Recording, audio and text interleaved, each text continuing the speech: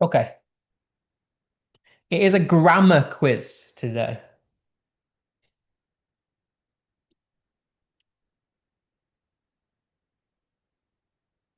Enter the correct word. The iPad is over there, or there. But which is the correct there? Nice, speedy. I should hope these are relatively easy today.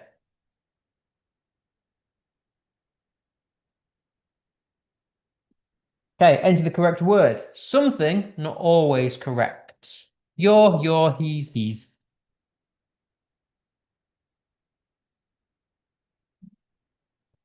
Actually, speedy today. This is good. It's because we've got less people. So most of you correct. Um, just one person who's not went for the wrong yaw. This kind of yaw is if you're talking about possession. So if I was to say that's your book or your pen, it would be that kind of yaw. Whereas when you have an apostrophe, it's you are or he is.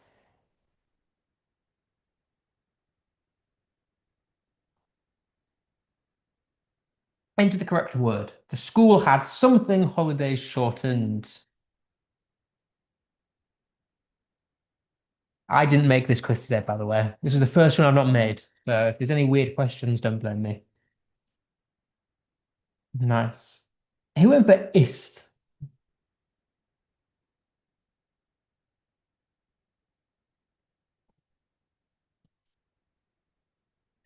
Something never on time, exclaimed Mr. Morgan.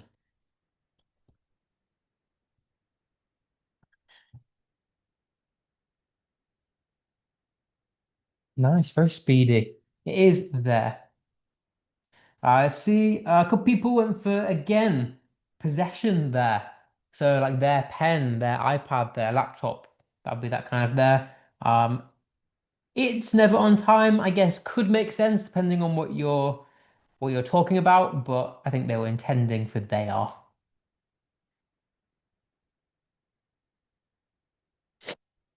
Okay, where does the apostrophe go? The teacher's iPad kept breaking. It's quite an easy quiz today, isn't it? I had to keep making my own, keep you on your toes. It is in the teachers. Only one person got that wrong.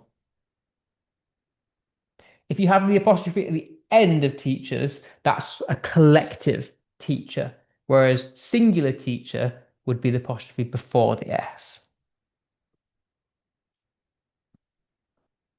Okay. Something teacher was the nicest person in the world for giving the test.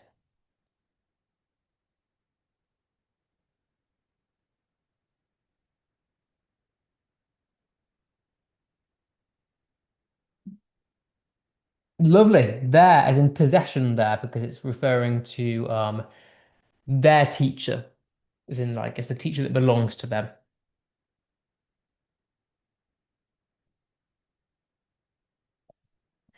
What's missing from the sentence? Gur shouted at the boy. Gur shouted at the boy, sorry.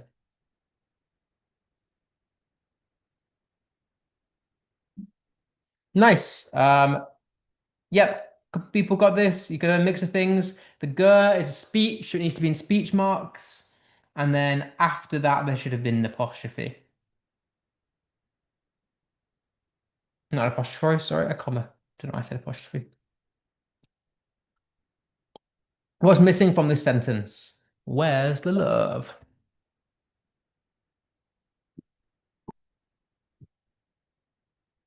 Nice. Okay, only one person got this. It wouldn't be a full stop because this is a question. So there's always got to be a question mark at the end. But equally, there's a missing apostrophe between the E and the S here because it should have been where is the love? So the apostrophe should have been in replacement of the I. Okay, where does the apostrophe go? The student's work was never on time.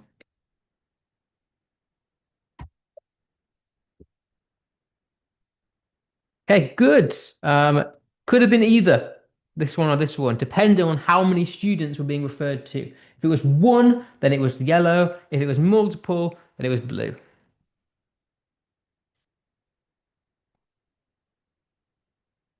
When should you begin a new paragraph?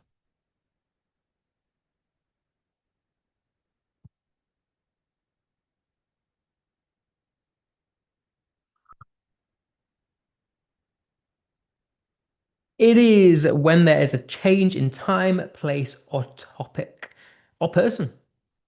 Glad you all got that. Okay. To create a simple sentence, you must have a time in it, have a color in it, have a noun in it, have a verb in it.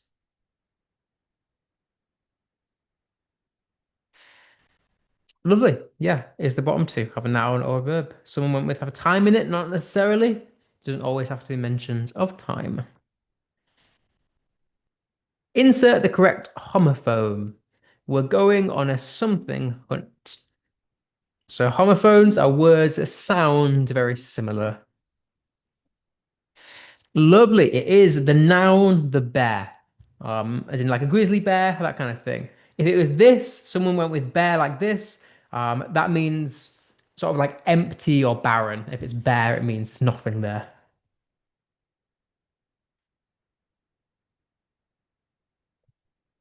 Insert the apostrophe. Why haven't you seen Rogue One yet? I think this is an old quiz. It's talking about Rogue One.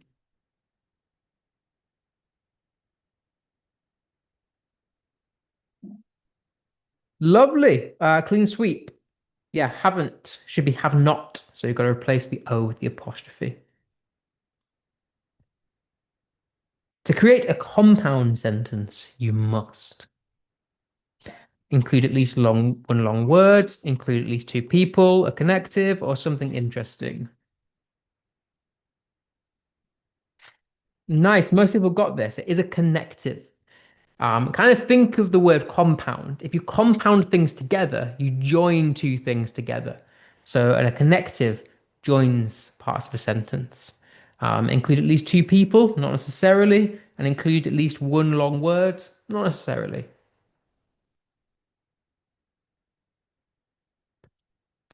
Okay, what's an example of a connective?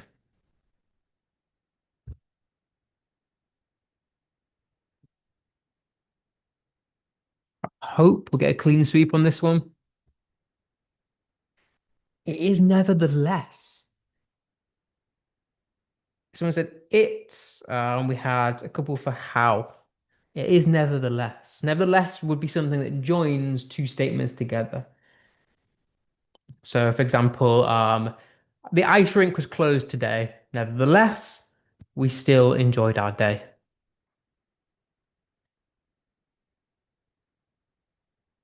Okay, what's an example of a contraction?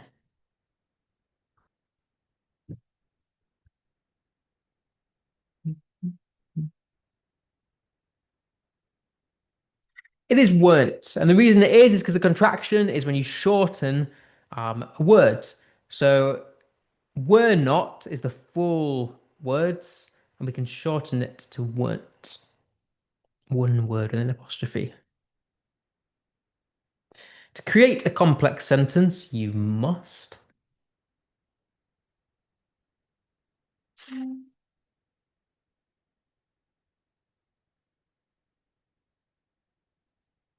include conjunction is right. Let's see what people went for. Is not have conjunctivitis. That's an eye disease. Include several long words. Not necessarily. You could have a sentence filled with purely three, four-letter words if you wanted to, and include three different types of punctuation. Not necessarily.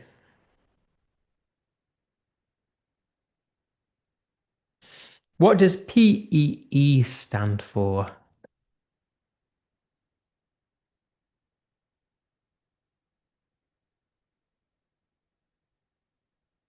Nice. It is point, evidence, explain. When writing, what should I consider? Why am I writing? Why I exist? The point and color, the purpose, tone, audience, and structure.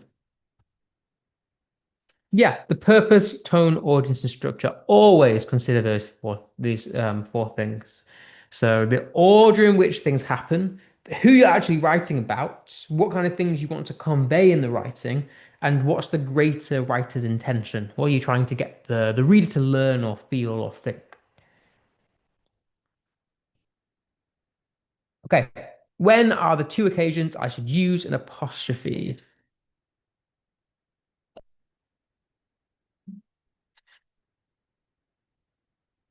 What happened here? Why did it go off so suddenly? There's only got three answers. But it's when I include a contraction or a possession. Not sure why it cut off so early there. Identify the correct one.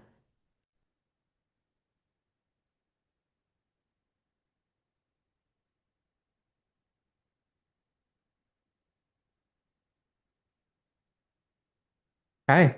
On my way home, there was a terrific storm. It was scary. So it's not going to be this one because it's the wrong kind of there. That's possession there. Same here. That's possession. Um, there's a on my way home, there was a terrific storm. And it's not this one because there's no full stop at the end. Okay. Last four. Where should the apostrophe go?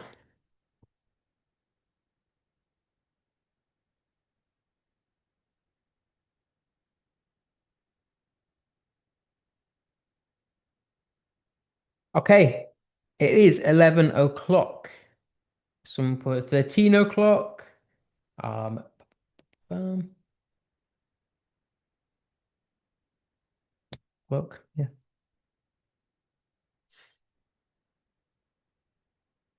Okay. Which is correct? That girl's something. Did you see how she dealt with that challenge?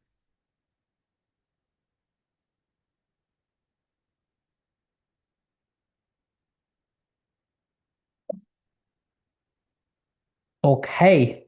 Tough is the right answer. If it was tuft, um, that's like a lock of hair. That's a bit of hair sticking up. Thought, obviously, is things you think.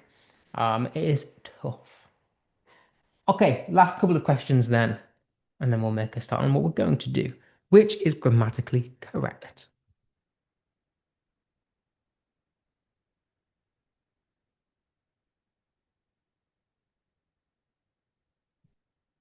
It should be blue, and the reason is it's all in capitals. We need the apostrophe because it's a list. It's something we started. And the reason it's all capitals is because it's all the name. It's the name of the film. So it can't be red because the F and the A are not capitalized. And it's not green because we don't need a semicolon there because we're starting a list or a name rather. Which type of nouns always require a capital letter?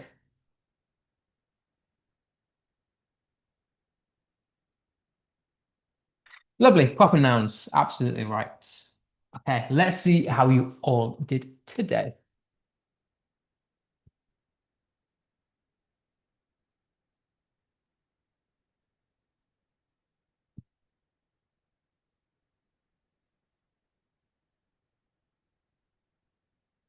Nice. Well done. Thank you to everyone who joined. I always appreciate it. Okay. Right. Before we make a formal start then, let me just quickly read what's been put in the chat. Someone said, can we do a different mode of Kahoot? In the future, if that's something you want, absolutely. I think I'll look into making some. I didn't make today's because I didn't have time, but different mode of Kahoot could be very interesting. Okay, this is the last thing that we're going to do on language. And I know I've really drawn it out for you over the past few months, really. But we're at the end of all the language devices I wanted to introduce you to. So these are the last ones. And I saved them till last because I think they're among the higher level ones. Really GCSE, but I wanted to introduce them to you early. So first things first. I want to recap very briefly atmosphere. And I know I do this maybe every week, but I really want to hammer home atmosphere to you and how important it is. Because it's part of what affects the reader. The atmosphere is the thing the reader feels. So it's really important in your description of what the reader feels, I guess, and how a writing affects the reader. Now, atmosphere, as we know, is the overall feeling or mood that a writer creates. And that can be done through various ways, whether it's word choice, setting, weather, sounds, and imagery. Today we're going to look at word choice, but atmosphere is there nonetheless. So, for example, the wind howled through the broken windows makes you feel a very different way to sunlight danced on the water as children laughed. And the reason is it's because of your associations or the connotations of the words used. So if you've got broken windows and howling, you might associate that with things that are more scary and lonely. Whereas things like dancing and sunlight and water and children laughing is more of a happy thing. So writing definitely creates atmosphere. Um, so writers carefully choose words to shape the mood or atmosphere of a scene. And the words they use can be completely change how the readers feel or imagine what's happening. So, for example, I think I've been through these with you before, but I'm going to quickly recap them. The family crowded round. Happy murmurs, laughter, and glowing faces. Time to celebrate. An arm wrapped around her shoulder, and her mother's warm voice whispered, "I'm so proud that you've been chosen." Well, to me, that creates a calming, joyful, celebratory atmosphere that's quite warm and loving. You know, the choice of the words that have been used in there, you might associate with those kind of things. You know, like laughing and happy murmurs and family being around and warm voices. Whereas this one here is the same scenario, but written in a very different way. So the family crowded round like a wall of stone, hard, pale eyes, accusing, and thin mouths painted with cruel smiles. Granite fingers seized her wrists, and her aunt's flinty voice whispered, "I'm so proud that you've been chosen." So, same scenario, but very different ways that they make you feel because of the words that have been chosen. So, like seizing gives the idea of like grabbing unwantedly, um, accusing, pale, wall of stone, something that's quite hard. So, yeah, very different atmospheres created from the same scene. So, remember, when you read a story, ask yourself which words create the mood or change how I feel about the scene or characters. And then, once again, I've given you a list of potential atmospheres for you for inspiration. Okay, but today I want to focus on oxymorons. First, um, oxymorons are a very useful piece of language, or a very useful language device, I should say. It is a figure of speech that combines two opposite or contrasting ideas by placing contradictory words next to each other. And I've used the symbol of the white and black chess pieces as almost symbolism of an oxymoron. It's two very contrasting colors next to each other.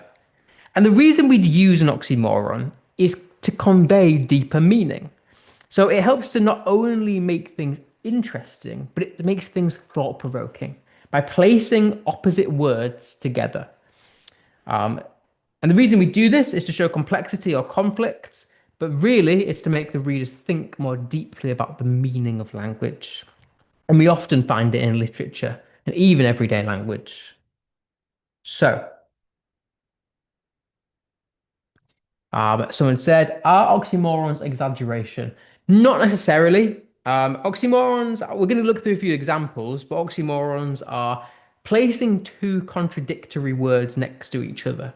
So, for example, deafening silence. Silence can't literally be deafening, so they're contrasting words, and they're there to create deeper meaning. And we'll look through a few examples. I'm going to teach you how to analyze oxymorons as well.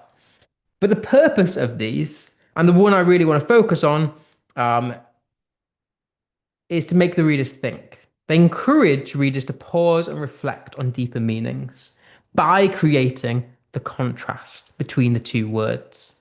They also express complex emotions, create humor and irony, and they make things more vivid. But I want to go on to examples. So, these are ones that I've picked from literature. First and foremost, Romeo and Juliet. You'll all be familiar with a bit of Bill Shakespeare. Parting is such sweet sorrow. Now, sorrow, I mean, it can be sweet, but can it literally be sweet? Sorrow is sadness. To describe sadness as being something quite positive, we could say is contradictory because sadness surely by its definition shouldn't be something that is enjoyable and sweet. So they're contradictory opposite words. But the reason someone might use this phrase is because it conveys deeper meaning. So to me, I think that conveys the beauty of almost the whole human experience. By saying that something sad is also something that's beautiful and quite nice, it's kind of conveying how beautiful life is. That you can't have just the happy times. That in order to feel and appreciate the happy times, you also need to have the sad times. So to me, it conveys the beauty of the whole human experience. You know, there is joy in love, sadness in separation. But without the separation, without the sadness, there would be no appreciation of the joy. I think is what it's trying to say. Exactly. They do not typically go together, which highlights the tragedy. Exactly that. So the words that we wouldn't necessarily normally put together. Another example, again from Romeo and Juliet. Oh, brawling love. You know, love is a physical, emotional concept. It's something you feel. So to describe it as brawling, which brawling you associate with like fighting, and normally when you brawl somebody, it's a negative type of fighting. So to describe something or contrast something very aggressive and negative to something very loving and sweet and um, tender and innocent is the contrast there. And why would you do that? Because it conveys emotional internal struggle. You know, by saying what it's trying to say is being apart is painful, but it can also be beautiful and intense. By describing love as brawling, it's trying to convey a love-hate relationship, saying that love is something that's amazing and it's beautiful and it's innocent, but it can also be very painful because there are bad times in love. You know, if you're away from your partner, you might feel quite sad and you might feel quite hurt. But again, very similar to the first quote, you can't have the happy times without the sad times. So that's kind of what it's trying to say. Then we got Romeo and Juliet expert. I mean, these violent delights have violent ends. Yeah, it is the one that looks that quote, I think. I think you're right. Okay, another one from Paradise Lost by John Milton. Darkness visible. By very definition, darkness is without light. So you shouldn't be able to see darkness. So the fact that it's visible and you can see it is contradictory. It's opposite. And again, in this poem, the reason that you would describe darkness as being something you can see is because it's conveying overwhelming, or how do I word this? It's the things we associate with darkness. So, for example, darkness you might associate with suffering and mystery and torment and a lack of knowledge. So, if you can see all of those things or experience all those things that are associated with darkness, that's what it's trying to convey. It's conveying the oppressive nature of hell in the poem, revealing the overwhelming suffering and torment. Everything here is paradoxical. It creates a contrast to light, highlighting a separation from God and divinity. So yeah, what it's trying to say is everything you associate with darkness, if you can see it and you can feel it, then that's what it's trying to convey. Damn with faint praise. If you praise somebody, that's a positive thing. If you damn somebody, that's a negative thing. Praising somebody is complimenting, whereas damning somebody is like scorning them and complaining. So they're two opposite things. So damning and praising are opposites. This suggests that someone is pretending to compliment someone else while secretly criticizing them. It conveys hidden sarcasm and irony. Getting a lot of. Will you be doing language with GCSE? Yes. Damning means like basically scorning somebody or complaining, or if you damn somebody, you're like saying things that are negative about them, which is very much the opposite of praise. Deafening silence, the example that I gave you. Silence can't literally be deafening, so to describe it as something deafening tells us deeper meaning. It describes a moment so quiet that the stillness feels overwhelming or loud. So even though you can't physically, literally hear anything, the fact that it's metaphorically deafening suggests that it's so difficult to deal with that it's powerful and intense. And then finally, faith unfaithful kept him falsely true. Well, you can't be both faithful and unfaithful. That's contradictory. You also can't be false and true at the same time. So it's conveying deeper meaning. In this poem, it's about knights. It's about Lancelot and Guinevere.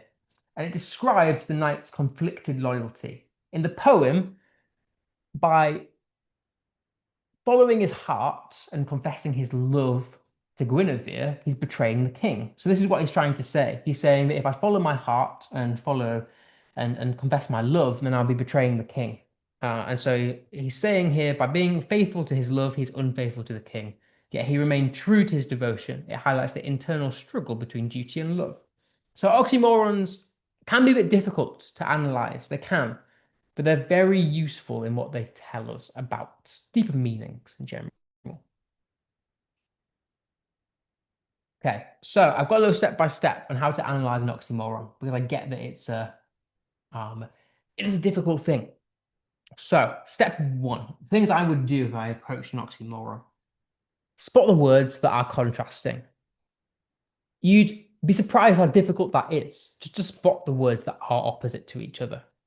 Once you have those things, first find the literal meanings. What do those things actually mean? So if it was deafening silence, for example, on a literal level, silence means no noise, and deafening means something that's really loud. So there'd be the literal definitions. Then I would explore the connotations, the deeper meanings behind the words. When you say the words deafening and silence, what do you think? What do you feel? What do you associate with those words? Then I would combine those meanings. So are the things you associate with the words contrasting? Then I would consider the effect on the reader. Does it make you feel conflicted, surprised, thoughtful, emotional? And then I would link back to the writer's purpose. So why did the writer use the oxymoron here? And what does it reveal about the theme, tone, and characters? But the thing I want to focus on is the connotations, what you associate to certain words. Okay. Right, so very quickly before we practice some questions based on this, I also want to introduce you to juxtaposition. So oxymorons are when you have two contrasting words next to each other. So like with the examples we've seen here, sweet sorrow, boiling love, darkness visible, falsely true, deafening silence. Notice all of those words are next to each other, or at least within a few words of each other. That is different to juxtaposition, which is the next thing I'm going to introduce you to. Juxtaposition is when you have contrasting ideas. So oxymorons are words next to each other that are contradictory, whereas juxtaposition are contradictory ideas. So they don't necessarily have to be next to each other in a sentence. It could be two different ideas in a paragraph. Either way, it's ideas, images, or characters that are opposite or contrasting to each other in some way. And again, we use it for similar reasons, to convey deeper meanings about a text, about what the writer is trying to tell us. So, for example, I use in the picture bad and good. There, if you think about the meanings of bad and good and what you associate to those, they're opposites. Something can't be bad and good at the same time. It's contrasting. You can't have both. So I really wanted to highlight it very quick. Oxymorons on juxtaposition both highlight contrasts. The difference is that oxymorons consist of two opposite or contradictory words next to each other, and juxtaposition contrasts wider ideas. So very slight, subtle differences between oxymorons and juxtaposition. Oxymorons are words, juxtaposition is ideas. Both encourage comparison and reflection. Both are thought-provoking. So similar reasons you'd use both, slightly difficult to spot. So I wanted to give you some very quick examples of juxtaposition in everyday life that you might find. For example, let's say you're walking down a street and you go through the centre of Leeds, for example. You might see a really modern skyscraper or a box or a block of offices next to a really old church. You could argue that's juxtaposition because you're contrasting the really new to really old. And new and old are opposite ideas. So that would be juxtaposition. Imagine you're with your friend in class and your teacher's telling you something really important and really serious, but then you can't stop laughing. Well, that'd be juxtaposition because you're happy in a very serious moment. And something can't be happy and, well, it can be happy and serious, but let's say it can't. They're contrasting ideas. A bright advert in a rundown street. You ever been on the motorway or on or like a main road and you see a really brightly lit advert in a really rundown area? Maybe that's juxtaposition because you've got the new, the bright, contrasted to the really dark and dingy. So they're again, they're opposite ideas. A wealthy person walking past someone homeless. A homeless person doesn't have much money, whereas a wealthy person does. So that again, they're opposite ideas. So just some examples of things you'd see in everyday life. These contrasts make us notice, think, and feel more deeply about what we see. Okay. So thinking more about everyday life, I just wanted to expand on these a little bit. So if we're thinking about the modern building next to the church, it shows the contrast between progress and tradition. It makes us think about how society changes over time and how new ideas, technology, and lifestyles can exist alongside history and faith. It also makes us think about how times are changing, and how the past shapes who we are today and encourages introspection. So someone said oxymorons are literal opposites, while juxtaposition is two opposite things. Exactly that. So oxymorons are two opposite words next to each other, and juxtaposition is two opposite things. Exactly that. So if you go through the bright advert on a rundown street, well, that might make you think about inequality of wealth. An advert represents wealth, glamour, consumerism. People want to buy things because of the advert, whereas the rundown street symbolizes poverty and struggle. It makes us think critically about society's priorities and how appearances can distract us from real problems. Again, a wealthy person walking past someone homeless. This contrast reveals social and moral tensions. It makes us ask questions about fairness and compassion and responsibility. The image encourages the reader to feel empathy, to think about the divisions between rich and poor in the modern world. And then a child's laughter in a sad or serious moment. I won't go through this one, but you get what I'm saying. Opposite points, and we've got to think about what they represent. So very quickly, before we do some questions, because I'm aware we've not got that much time left. Um, to examples in literature then. So Charles Dickens, A Tale of Two Cities, a very famous quote. It was the best of times, it was the worst of times. Charles Dickens wrote this to tell us something about society. The deeper meaning was about society. Something can't literally be the best and worst at the same time, so they're contradictory things. And the reason he would write this is because it shows us how the same period in history can contain both hope and despair. It highlights the extremes of society, wealth and poverty in the best of times, and the suffering in the worst of times. It highlights inequality, and therefore, as a reader, we're encouraged to think about our own actions and morality. So the points I'm trying to make is we've got to pick apart the connotations of the things that are opposite each other. So when you say the best of times, what do you think? You think, okay, well, happiness, when I'm rich, when I'm feeling fulfilled, whereas the worst of times would be poverty, famine, very opposite things. Mary Shelley's Frankenstein. I ought to be like Adam, but I am rather the fallen angel. Well, contrasting ideas. When we think about the Bible, we think about Adam and Eve, and we think about angels. It's the monster in Frankenstein talking here, and he says, "I'm supposed to be, or I was created to be Adam, the celebrated, the beautiful." Whereas when I think about the angel, the fallen angel, I think about evil and destruction. So they're contrasting ideas, something angelic, something beautiful, contrasted to something evil and destructive. creature contrasts what he was meant to be, a perfect creation, with what he has become, rejected and miserable. And this juxtaposition shows the broken relationship between creator and creation. Give a couple more. Emily Bronte, Wuthering Heights, very famous novel. Whatever our souls are made of, his and mine are the same. Yet our lives are as different as light and dark. Again, what she's doing is contrasting light to darkness. When you think about light, you think of hope, happiness. When you think of darkness, you think of mystery, you think of sadness, you think of evil. Very contrasting ideas. So she chooses light and dark to show the deep connections and differences between the main characters. And she's referring to their love. That love is powerful, it's beautiful, but it's also destructive. F. Scott Fitzgerald, The Great Gatsby. So we beat on boats against the current, borne back ceaselessly into the past.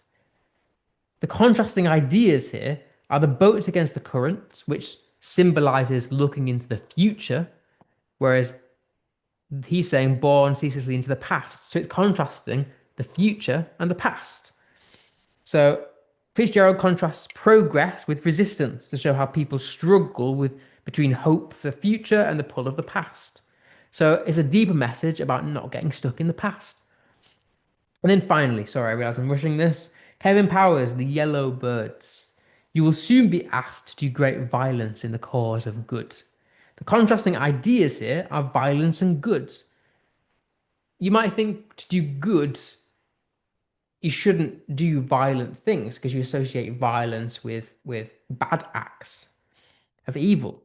So the contrast between violence and good shows that two forces are opposite each other, highlighting moral conflict of using harmful actions to achieve a supposedly noble goal. So it makes the reader therefore question whether the end can truly justify the means. And then I just wanted to remind you before we do our questions about the FALTS acronym. So when you think about the effect of the reader, you should always be trying to use at least one of these words. Feel, ask, understand, link, think, sympathize. Okay, let me very quickly answer the chat and then we'll do some questions. Oxymoron, best and worst. Maybe this be varied. Okay. So as always, we've got now 20 minutes to have a think about the next 6 questions. We probably won't get through them all because I've made them a bit longer today. But I really want you to have a think. And as always, answers are always appreciated in the chat. I love you guys because you answer my questions. It's great. So the quote is, war is peace, freedom is slavery, ignorance is strength. And that's from a novel called 1984 by George Orwell. Very good novel if you like reading. First question, is this an oxymoron or is it juxtaposition? Do you think? Are we contrasting direct opposites or are we contrasting ideas?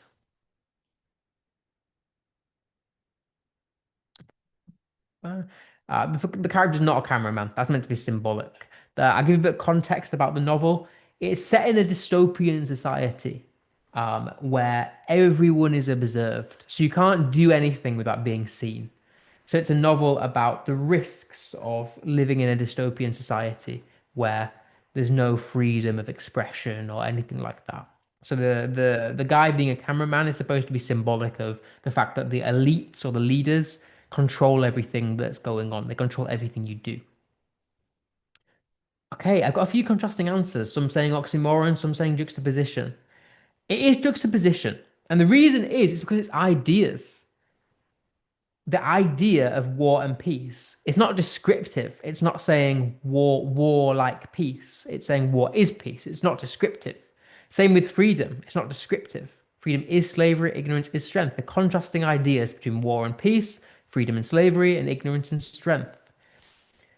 So, what are the connotations of the contrasting words? When you think about war, what do you think of? And what do you think when you think about peace, what do you think of?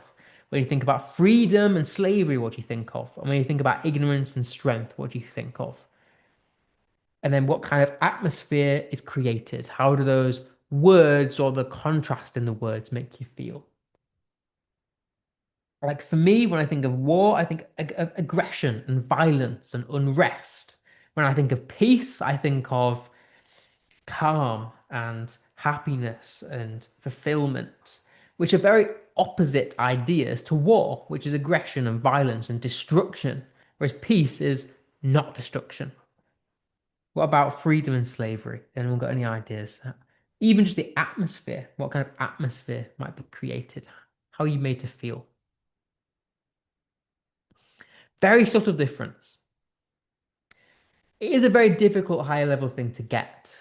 So an oxymoron, I'm trying to think of the simplest way to describe it, is descriptive. So deafening silence is a great example because silence is being described as deafening, but it can't literally be deafening. So the adjective deafening doesn't make sense in that context. Whereas a juxtaposition is ideas. So here it's not descriptive. It's saying what is peace. That's not descriptive. It's saying that's actually ideas contrasting to each other. Same with freedom is slavery. It's ideas. The ideas come from what you associate to these words. Okay, got some things coming through. War, lack of hope, peace, calm, freedom to do anything, slavery, bad treatment. War makes you feel aggressive, peace makes you feel calm. Nice. Okay, how does that make you feel? If society has been described that way, how does that make you feel about society? What do you think the deeper meaning is that the writer is trying to convey about society? And I get this is probably the hardest thing that we're ever going to do because juxtaposition is a really high level skill to grasp. But I wanted to just introduce it to you early because I think, it's better early than never. Society is mad. Yeah, mad. Of course it is. This kind of society is. Do you think it's good or do you think it's bad? Let's really boil it down. Do you think a society that is controlling is a positive or negative thing?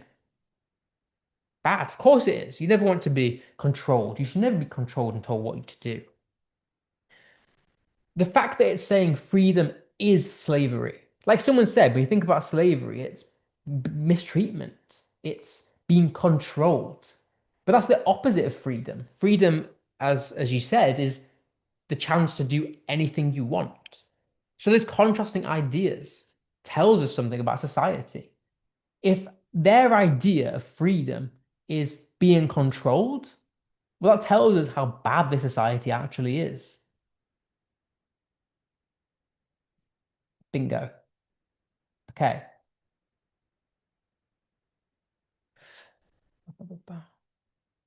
Okay, so this is an example of juxtaposition, as it places contrasting ideas side by side to reveal manipulation and control.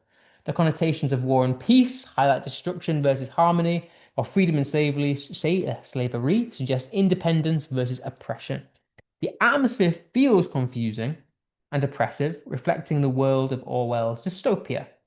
Through this, Orwell makes the reader think about how those in power can twist language to control truth, forcing us to understand the dangers of propaganda. Um, a very difficult thing to understand. Let's try another. The silence was thunderous. The book Thief by Mark Zusak. Sorry. Is this oxymoronic or is it a juxtaposition? Think about whether it's descriptive or not. Is the way I would think about it. The silence was thunderous.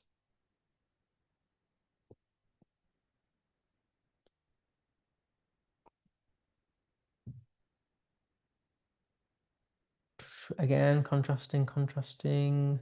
Any more? Could people getting this right? It is an oxymoron because it is descriptive. It's describing silence as being thunderous. It's descriptive. So it's an oxymoron, and they're in close proximity to each other. So we know the contrasting words are silence and thunderous.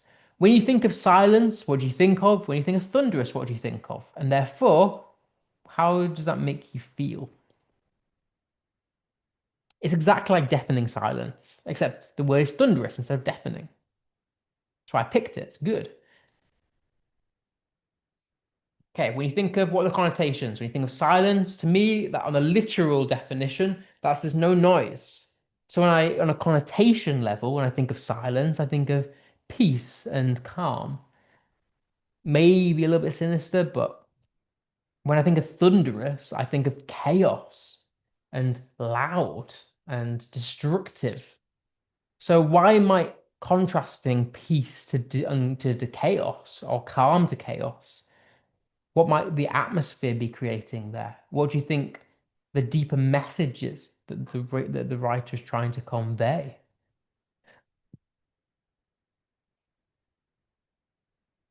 This one's a bit difficult. Again, I give you a bit of context. The narrator of this book is death, hence the picture. It's fine. I'll give you it. I went with this. This is an oxymoron, and that's the bit that I actually really want to focus on today. As though if you can leave here with anything, I would love for you to be able to tell the difference between oxymoron and juxtaposition. So I said combining silence and thunderous to create powerful contradiction. Silence has connotations of emptiness or peace, while thunderous suggests noise, tension, fear, chaos.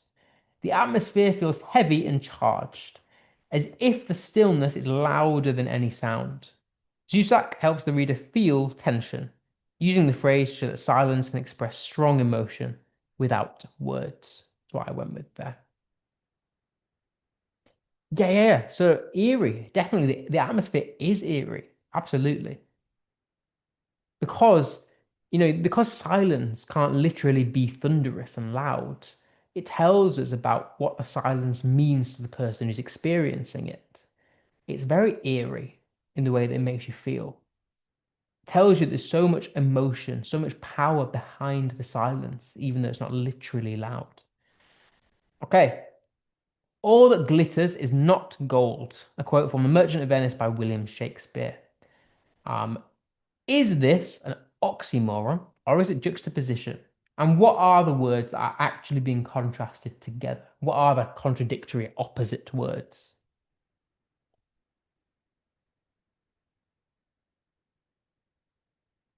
Any ideas? Some said oxymoron, juxtaposition, juxtaposition, juxtaposition. It is juxtaposition. And again, the reason is it ideas. It's not describing. It's not saying that it's dull or that it's silver or there's no description there. It's saying that all that glitters is not gold. It's ideas. So it's juxtaposition. Which words are contrasting? Well, it's basically all of it. All that glitters and gold. And I've put here on the side a picture of fool's gold. And the reason I've done that is to convey what I want you to get from this quote. Fool's gold is a type of material that people often mistake for gold because it looks like gold, but it's actually not gold. And people think it's valuable, and it's not because it's not gold. So, I want you to think about this. What deeper meaning do you think the writer is trying to convey about appearances? When you think about gold, what do you think of?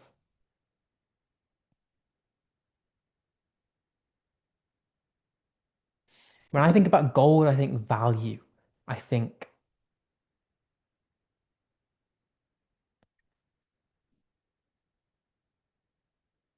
well, the contrasting things here are that gold glitters. Normally, gold is shiny, but it's saying that not everything that is shiny is gold.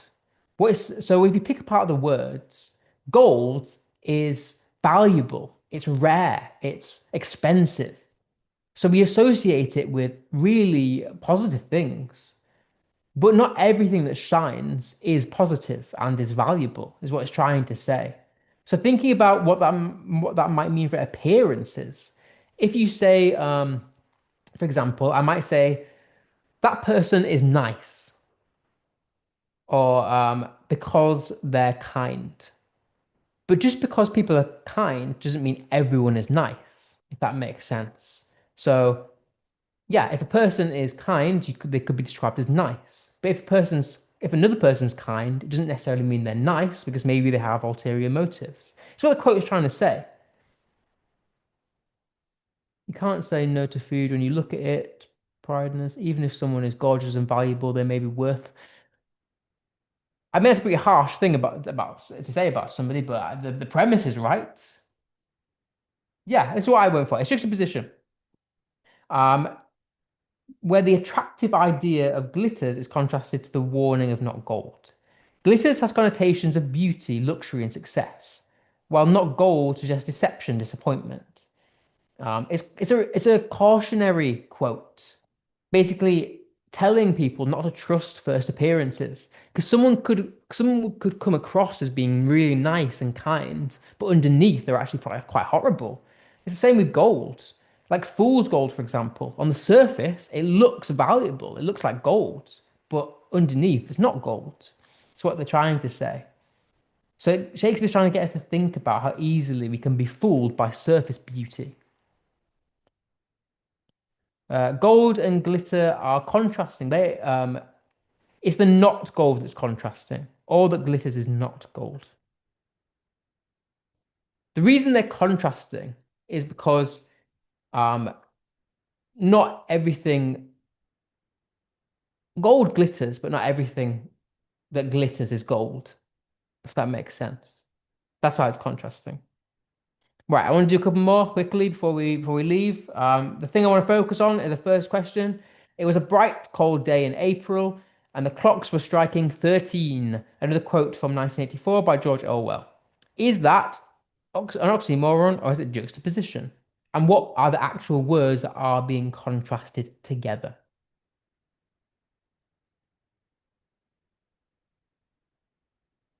So I want to know.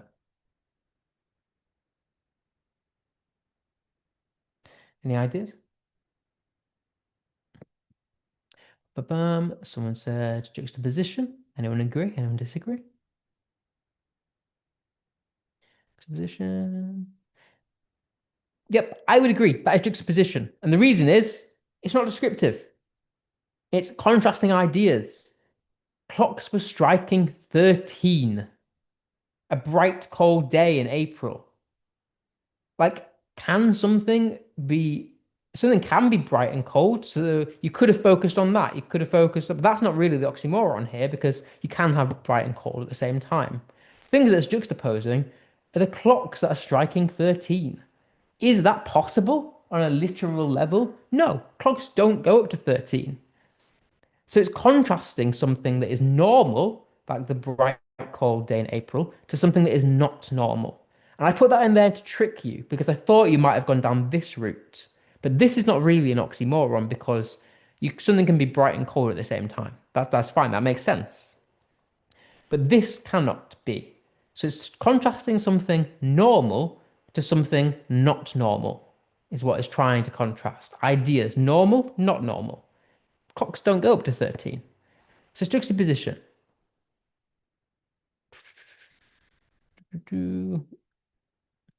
They do on digital clocks. Yeah, yeah, I guess. I guess you are right when you think about digital clocks. When this book was written, digital clocks weren't really a thing. But yeah. Can you answer my question? I'm sorry, I've not seen the question. Whose quote is gold glitters, not everything that glitters is gold? That was William Shakespeare from The Merchant of Venice. So yeah, okay, if we're thinking about the atmosphere then, and this is the last quote we'll do, what are the connotations of the contrasting words? We know that a clock can't literally strike 13, like not an analog clock anyway. It doesn't go up to 13. So we're contrasting it to something very normal. So why do you think, knowing that this novel is about control and a dystopian society, why do you think we've got contrasting opposite ideas here? What atmosphere is created by knowing that something that not normal is happening?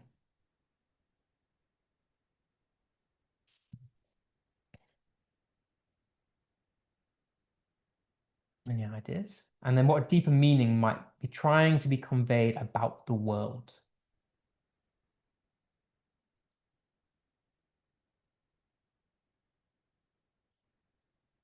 Okay, I'll go through what I said. It is juxtaposition because, like I said, we're contrasting normal with something not normal. Did someone say something in the chat? Contrasting bright and with cold and the strange idea of 13 o'clock. So when we think of bright, it has connotations of normality, warmth, cold, and 13 suggests discomfort and hint at sinister forces, unease, and something unnatural. The atmosphere, therefore, is something quite ominous and eerie because something that we know literally that cannot be makes us feel quite unsettled. We know something's not right, basically. So Orwell makes the reader think about how the world is warped and how controlled the world is, creating immediate tension and curiosity, making us ask what has gone wrong in society. Right. I had one more, but because we're near the end, I might not give you it. Just so we can take a little couple minute break before we start the GCSE session. But yeah, I'll stay here for a couple of minutes in case anyone has any questions, whilst I get the GCSE thing set up. But that's all I have for you. And we're going to move on from language next week, because I've been through all the devices that I want to introduce you to. And I'm hoping this has been somewhat helpful. I know some of it has been slightly more complicated and higher level than you're at, but it's always better to introduce things early. But otherwise, um, yeah. Does anyone have any questions that they want me to go through? I've not decided yet, to be honest with you, but it will be something different. If there's anything you want me to go through, put some suggestions in. I'm always open to suggestions, but that's what these sessions are for. The only reason I've been organizing it is because nobody has made any suggestions to me. But yeah, if you have any suggestions or things that you want help with, then yeah, I'm always open to ideas. And yeah, I'm done with the key stage 3. So yeah, have a lovely week, guys. You're always welcome to stay for Key Stage 4 though, if you want to.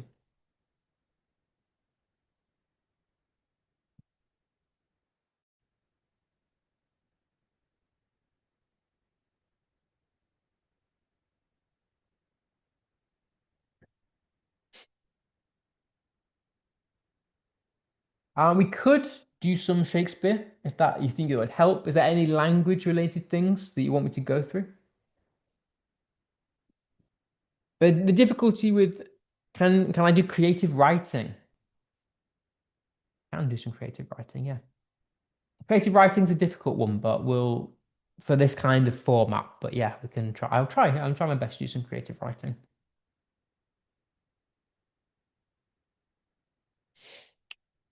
Okay, right. I'm gonna leave you for a couple of minutes just whilst I go grab another drink. Um, Maybe analyzing the language itself. Yeah, I suppose we could continue what we were doing, and just link it to like the basics of Shakespeare. That could be something we definitely do. So thinking about um, how to analyze Shakespearean language. Yeah, I definitely would be down for that. But yeah, okay. Yeah, welcome to all the GCSE students who are coming in. Hope you've had a good week. We'll get started in a minute. We're not going to do a Kahoot today for GCSE, because I've got a bunch of questions that I want to go through because we're going to continue from last week. I think with GCSE, I think I'm going to make it a bi-weekly thing rather than every week for GCSE. Just it's a lot of effort to make Kahoots. So, but yeah, call back in a minute.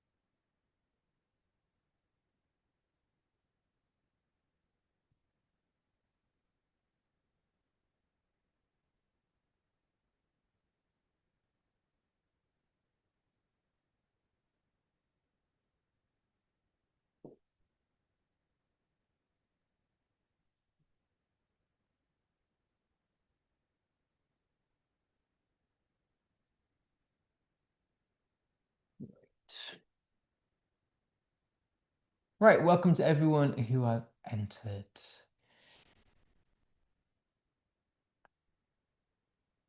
Okay, right. We're going to continue doing what we were doing last week. We're going to look at some comprehension again. This is the second and last part I'll do on comprehension questions.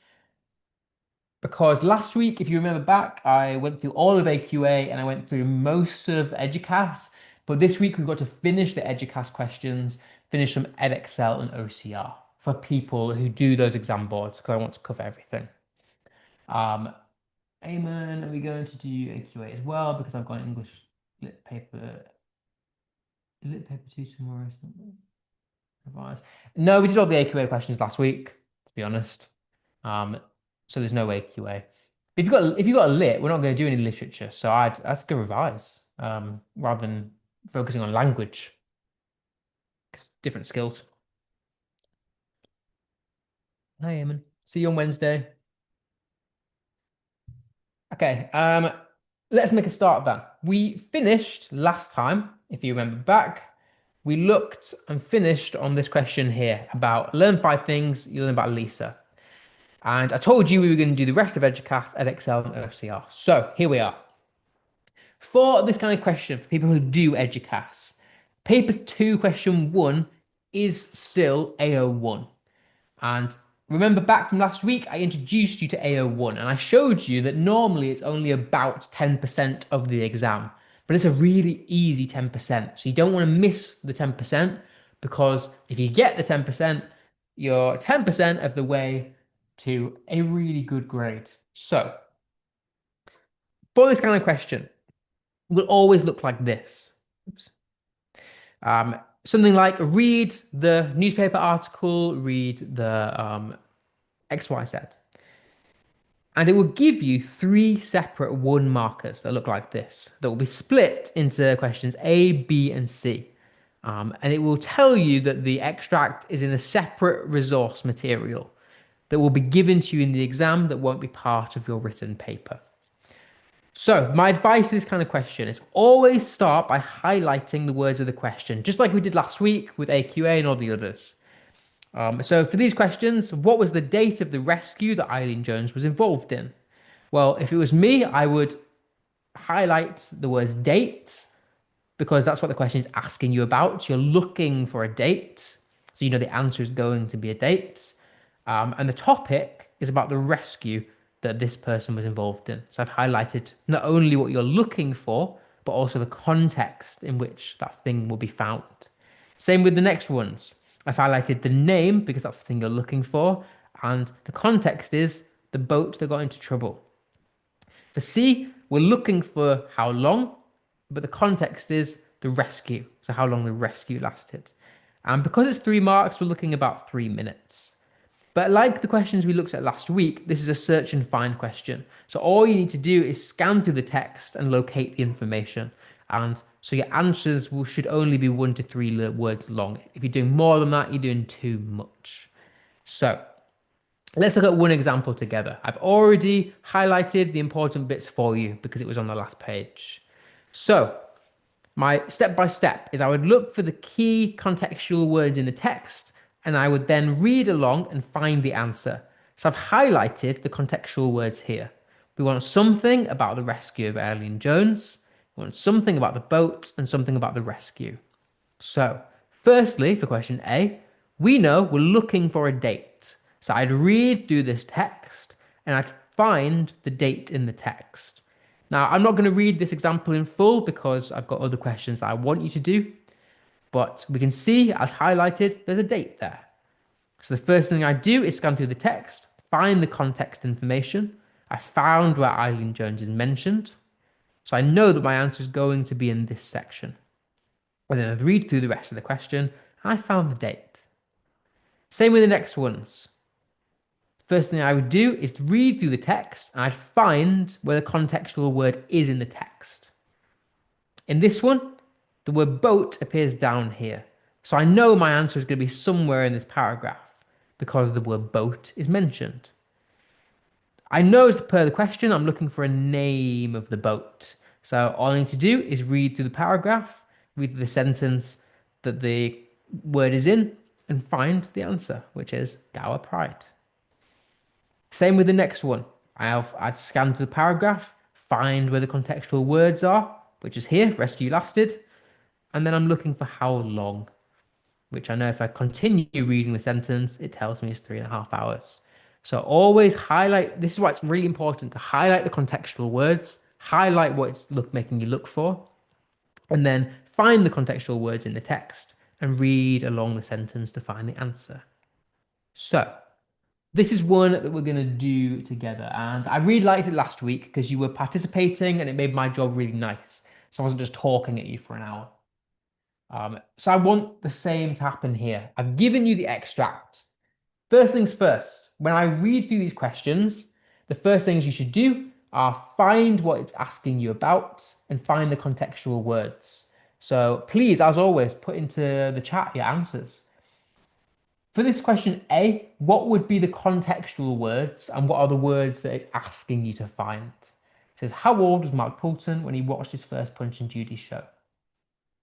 What might be the contextual words in this sentence? The ones that you might find in the text.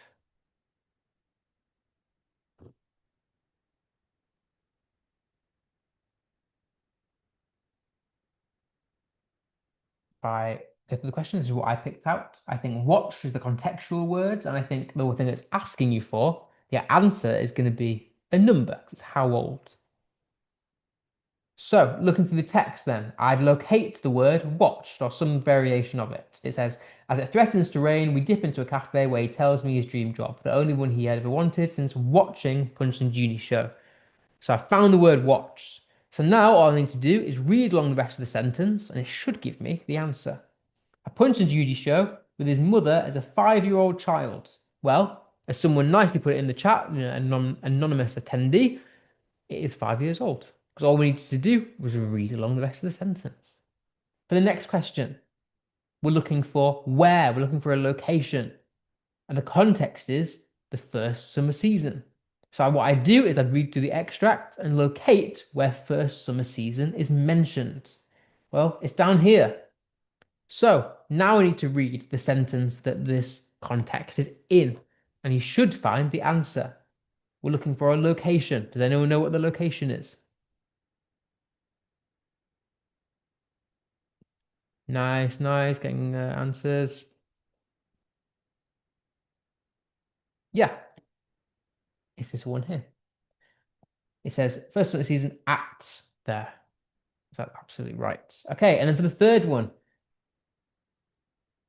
oh, wait, this bit here, I'd scroll through the words, find the contextual words, which is he might stop performing. And then what's asking you in the question is when. So we're looking for a date again. So scanning through this text, I'm going to look for the words he might stop performing or something of that variation. It says, although his shows often draw audiences of over 200, he tells me that in 2016 he had threatened to end his beach performances because of the poor behavior of some children. Now, sometimes, not always, the exact wording of the question might not always be in the text, but some variation of it will. So here, he had threatened to end is the same as saying he might stop. And then it just mentioned performances. So I'm going to look at this sentence. I'm going to find the answer. Anyone know when it was? A few correct answers? Yeah, 2016.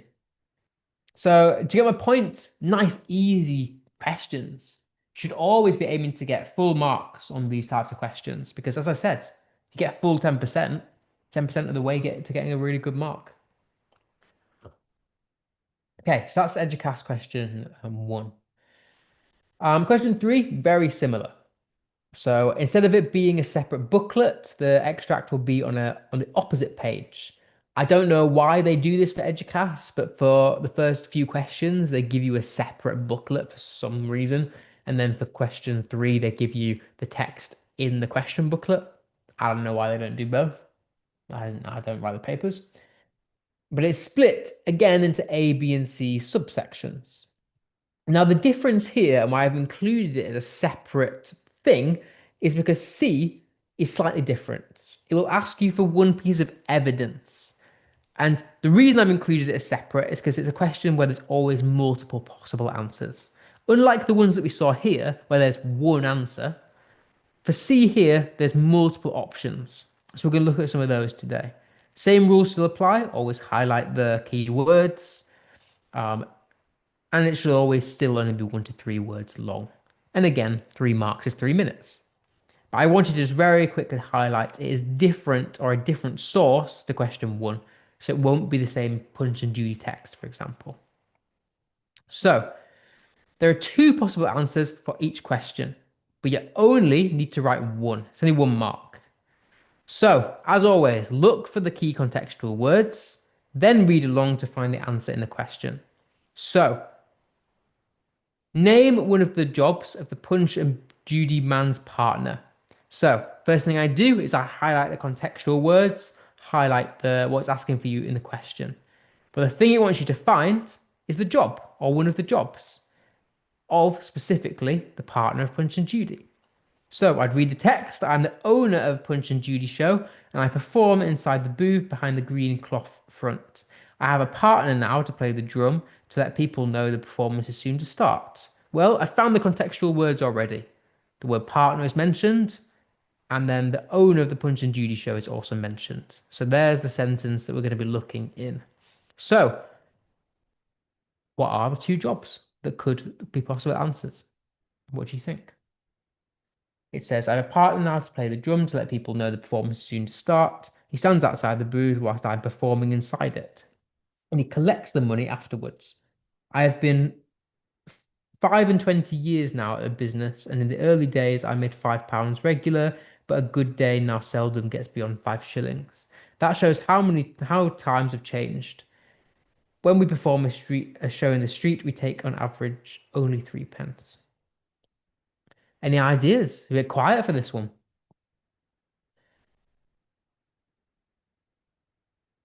I went with these. I'll show you what I put. So, option 1, it tells you in the same sentence, he plays the drum to let people know the performance is soon to start. That could be our first option. It also gives you a second option. He stands outside the booth whilst I'm performing inside it and he collects the money. The reason that's the right answer is because it's still about him, even though it's in a different sentence. And it's still a job, it's still something he does. For the next one, how much was the Punch and Judy man paid for performing at children's parties? Well, the contextual words that we're looking for are performing at children's parties, and what we're asked to find is the amount of money. So if we read through this one down here, I used to attend very wealthy gentlemen's houses for their children's parties and get as much as £2 for the performance. Lord Townsend was a particular partial to me, and I was booked regular for his children. But the business gets slacker and slacker every season. While I want to 10 children's parties 20 years ago, I don't go to 2 now. People aren't getting tired of our performances, but stingier, that's it. Everybody looks at their money now before they part with it, and haggle is down to shillings and sixpences instead of £6 in olden times. So, as I scanned through that, you should have found that the keywords are here. It mentions children's parties and it mentions performances.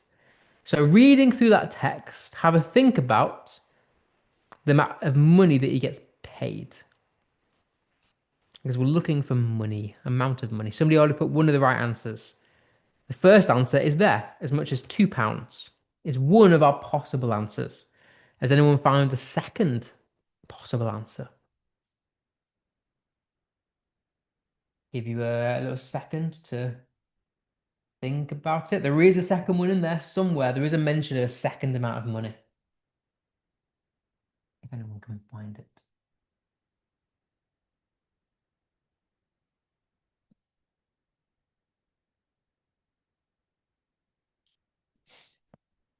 Quiet on this one. Yeah, it is. Down here.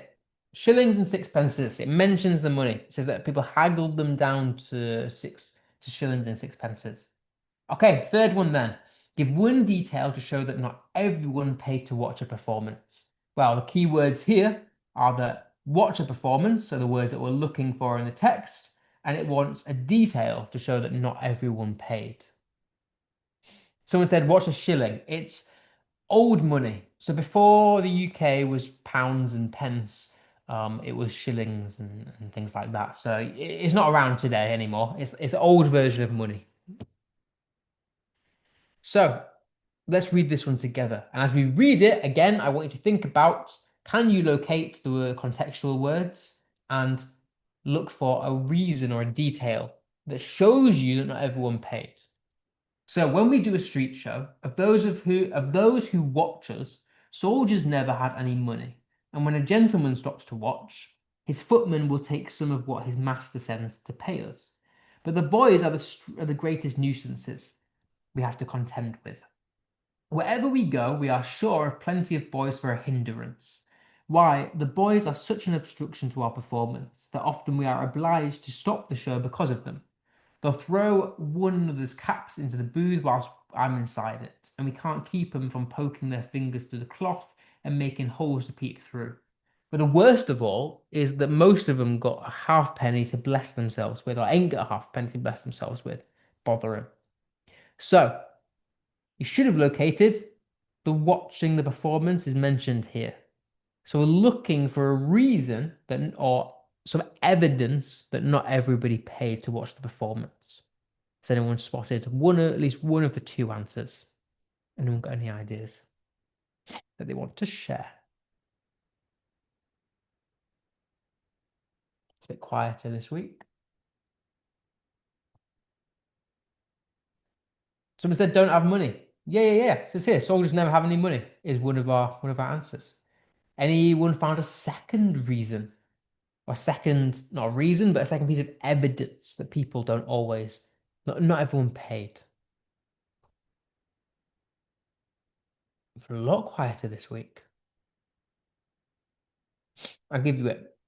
Down here, it says the boys, most of them ain't got half a penny to bless themselves with, meaning they don't have any money. So the soldiers don't have any money, neither do the boys. So they're two pieces of separate evidence you could have to answer that not everyone paid to watch a performance. The thing about these kind of questions with Educast is they can rely sometimes a little bit on inference, rather than other exam boards, which focus more on picking out direct quotes. This is sometimes a little bit about inference, because obviously you have to infer the answer from these quotes. Like, for example, most of them ain't got half a penny to bless themselves with. It's not always clear that that's a good answer to the question. But if you think about it, it's because they don't have any money, which kind of answers our question. Okay, so that's kind of the end of Educats. So thinking a little bit about Edexcel and OCR then, how they differ from the other exam boards. I've grouped these two together because they examine AO1 very similarly. So both exam boards still expect you to write facts that are given in the text. But with these, you can take direct quotes or paraphrase. There is also more of a focus on singular words. So like we've seen with AQA and Educast, they don't always ask you about singular words. They ask you about phrases. Whereas here, you might get a question just to pick out one word. There's also more inference work, as the exact wording of the question is not always in the text. So you may need to look for synonyms. Okay. Someone said, should AQA stay? Yeah, absolutely. Like I said last week, just because I'm not covering your exact exam board doesn't mean the skill isn't the same. Because no matter the exam board, AO1 is exactly the same for every single exam board. So the skill is exactly the same. So you'll still get just as much out of these sessions as if we finished all of AQA. But yeah, absolutely stay because they're the same skills. It's just the way that they're asked is different as per exam board, hence why I'm doing it this way. But if you are OCR, which some people are, component 1, question 1 is AO1, assessment objective 1. So it'll look something like this for you guys. It'll say question 1 is about text 1. So it'll first tell you exactly which source it's referring to. It'll then say, look at the lines, for example, 1 to 10. It'll always tell you exactly where to look. And it's important that you take note of this. Because if you give an answer that's not within those lines, it will be incorrect. So always make sure to really double check that you're getting the answer from the right place. So I've done what I've done for the others, and I've highlighted the context word and the task word. The context words are the things that will be within the text itself. So like we've just done for Educast, look for those words within the text. Then read along the rest of the sentence to find the task word, the thing that the question wants from you. So for example, here it says give one phrase. So that's what it wants. It wants a phrase that shows Joseph Carey Merrick was like the other children. So like everything else, 4 marks is 4 minutes, and this is still a search and find question. So we're looking for quotes. We're not looking for any language analysis. We're not looking for structure. We're not looking for comparisons. We're looking for simple picking out quotes. That's all AO1 is. All you are doing is scanning through the text and locating facts. So your answer should be no more than 1 to 3 words. If you're doing any more, you're doing too much. So this is the first one that we'll go through together. Look at lines 1 to 10. Give one phrase that shows that Joseph Carey Merrick was like other children when he was younger. So, step 1, I'm going to do it step by step for you if you are OCR. The first thing I would do is highlight the context and tasks words in the question. These ones here. We're looking, it wants you to find a phrase that shows, and it wants you to focus on that he was like other children. Then I would locate the context words in the text. So let's read it through. I first saw the light on the 5th of August, 1860. I was born in Lee Street, Leicester. I went to school like other children until I was about 11 or 12 years of age when the greatest misfortune of my life occurred, namely the death of my mother. Already, I've seen the context word. It's here. Tells you he was like other children. So I'd reread that sentence and find a singular phrase that shows that he was like other children. So step 3, read the entirety of the sentence those keywords are in to find the answers. And I've given you a little hint here. The answer may not always be after the keywords. They could come before them in the sentence. For example, here. The answer that it wants is that it went to school like other children. That's a phrase that shows you he's like other children, because like every child, you go to school. That's what it wants. So all you need is to write those 4 words here. He went to school, or I went to school would get you the answer. Simple as that. It's all AO1 is. It's a beautiful, easy way to get marks. So second one then, we're looking for give one phrase that explains what Joseph Carey Merrick's greatest misfortune was. So again, I'd look through the text, I'd find the words greatest misfortune. So it says, when he was about 11 or 12 years old, when the greatest misfortune of my life occurred. So I've already found it. It says it there, greatest misfortune. I then read the rest of the sentence and find a phrase that explains it. It says, namely, the death of my mother. Well, it's there. There is our phrase that explains the greatest misfortune. It tells us what the misfortune was. Simple as that. That's all we're doing. Someone said, is AQA the hardest? Not necessarily. I think if you remember back to last week, I said that the skills are exactly the same on each exam board. It's the way that they ask the questions that are different. Personally, for me, I think Edexcel and OCR are harder because there's less inferring to do. So I think AQA is easier, but that's just my personal opinion from teaching this. But yeah, death of the mother is the right answer. So next, explain 2 reasons why Joseph Carey Merrick's stepmother made his life a misery. Well, by context that I'm looking for here are the words stepmother and life and misery. And what's asking me is 2 reasons why the stepmother made life a misery. So as I read through, think about, can you find them in the text? And then can you find the answers? As she died, my father broke up his home and went to lodgings. Unfortunately for me, he married his landlady. Henceforth, I never had one moment's comfort. My stepmother, having children of her own, and I, not being so handsome as they, together with my deformity, She was the means of making my life a perfect misery. Lame and deformed as I was, I ran, or rather walked away from home 2 or 3 times. But I suppose my father had some spark of parental feeling left, so he induced me to return home again. So, I hope you found the key words. They're here. The focus is the stepmother and the making my life perfect misery. So, can you read the rest of that sentence and find reasons why she made his life a misery? Anyone got any ideas?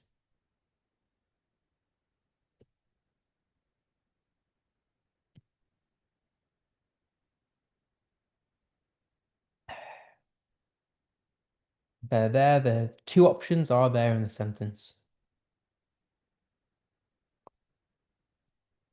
Someone said not being so handsome. Yeah, it's absolutely one.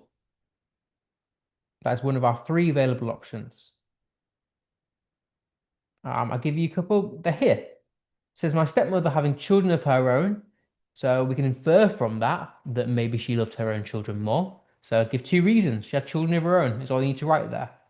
Someone rightly said not being handsome. Second reason, I was not, or he was not as handsome as her kids were. And then also, he said he had deformity. Maybe that's why she made his life a misery. So those are our three possible things. Okay. Again, I've given you this one. I want you to have a go at this. Um, Let me have a look. There's 23 people here, and it's two people joining in. Come on, guys. I know this is sometimes boring. I know AQA and comprehension is boring. Who likes comprehension? But I want these sessions to be interactive. They're designed to be interactive. I would appreciate your cooperation. So, first question. Identify the word that describes the people Alex Sawyer visited. So what I want you to do is find the words people and visited in the text and find a singular word that describes the people he visited. Give you a second to think about this. Have a go.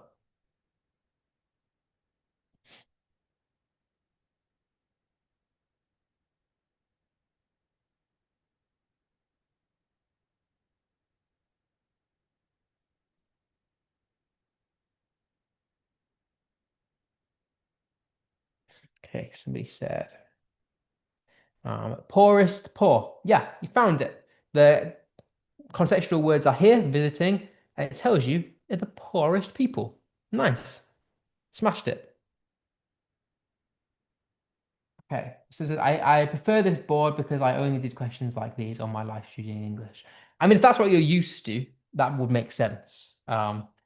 I just think there's a bit more inference. There's a bit more working out to do. It's not always as obvious the answers for this kind of exam question, which is why I personally don't find them as easy, but I guess that's what you've learned. Okay, give two reasons why philanthropic individuals have tried to help the poorest people. So the words that we're looking for are philanthropic individuals and help the poorest people. And it wants two ways. So have a go again. Find the key words and then find the ways in which they tried to help. So we're looking for ways in which they tried to help.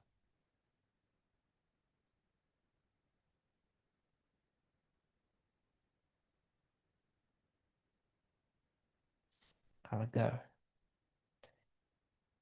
Someone said improve their morals. Yeah, we found means you found the right place. Says I viewed with pleasure the efforts made by philanthropic people to improve the poorest people's morals and render their dwellings more comfortable. And the answers were that you could have. Nice. Okay. Third one then. Explain the help Alex Sawyer thinks that the poorest people still need. So the words that we're looking for is some variation of poorest people still need, and we're looking for explain. So can you explain? Again, explain makes it seem more complicated than it is. It just wants you to find quotes that might explain. So I give you the contextual quote is here, but still I found a great lack of knowledge in that one object, which produces almost as much comfort as all the rest put together. That is the making the most of that food so bountifully spread before us on the face of the planet. So there's more education. What education as it improves the world? Not the answer that it's looking for. The knowledge of the food that they can and can't eat. You're on the right lines. It is about the food. It says this here, making the most of food. It tells you that they want people to learn to make the most of food. Essentially, don't waste food, is what it wants. It tells you everything you need to know in the text. Where is it that you got education? I guess the knowledge. I found a great lack of knowledge. I think he's referring to himself when he says a great lack of knowledge. Okay, I want to quickly move on to the next part of OCR because I've also got to do Edexcel. OCR paper 2 question 1 then. Very similar. It'll still tell you about which text it wants you to look at. It'll still give you lines and it'll ask for give one phrase, that, or explain two things, reasons, ways, that, etc. This is exactly the same as component 1, but with a non-fiction text. However, there's less focus on context words and more on locating answers and finding synonyms unaided. So we're going to have a go at this. Look at lines 5 to 9. Identify two phrases which show that Jericho left in a hurry. So same steps as before. I'd highlight the words that you're looking for. So here we're looking for hurry, and the task is to identify. The reason it's slightly different and slightly harder is because there's less focus on contextual words.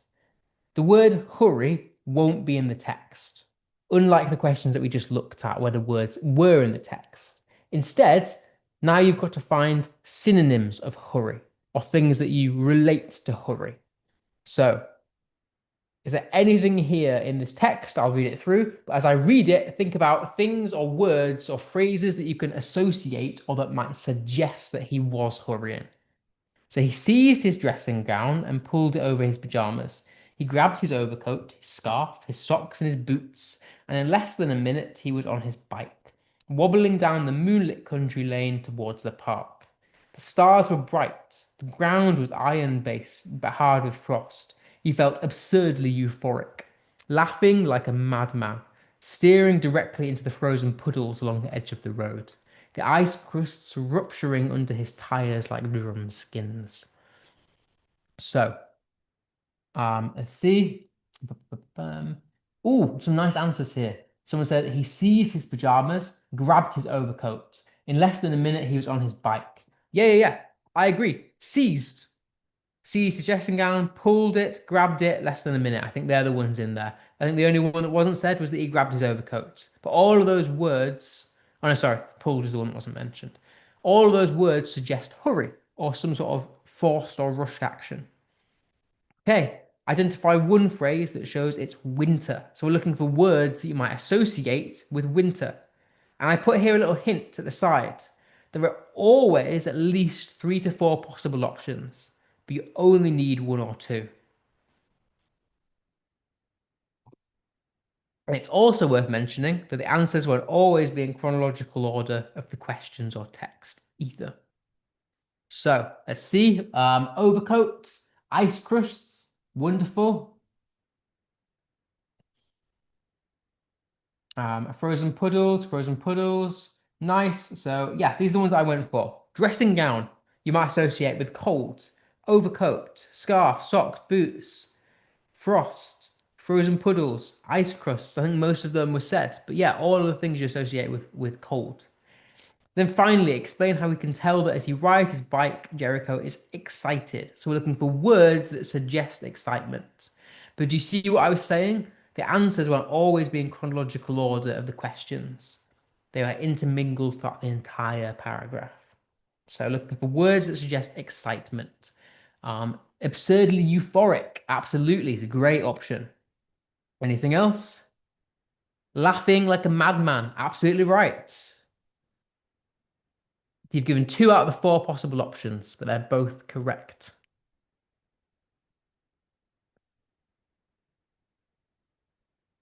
Right, I'll go through the ones that I picked out. I think they're here. I think wobbling could be one, because he's not concentrating. Euphoric and laughing are definitely the strongest two. Um, Steering directly, I think, also suggests it. I think they're the strongest and most obvious two, but I think these you could infer as something you would do if you were really excited and not taking care. Okay, we'll do one more example and then we'll move on to Edexcel. Identify two words or phrases which show the birds acting aggressively. So we're looking for words to do with acting aggressively. And I've accidentally left one on here. As he jumped the stile, he heard the whir of wings. A black-backed gull dived down at him from the sky, missed, swerved in flight, and rose to dive again. In a moment, it was joined by others, 6, 7, a dozen. Nat dropped his hoe. The hoe was useless. Covering his head with his arms, he ran towards the cottage. They kept coming at him from the air. Silence save for the beating wings, the terrible fluttering wings. He could feel the blood on his hands, his wrists, his neck. Each stab of a swooping beak tore his flesh. So we're looking for words that suggest aggression. Someone said, dive down at him. Yeah, absolutely. Great answer. There's about 6 within here. Each stab of a swooping beak tore his neck. Nice. Any more before I reveal?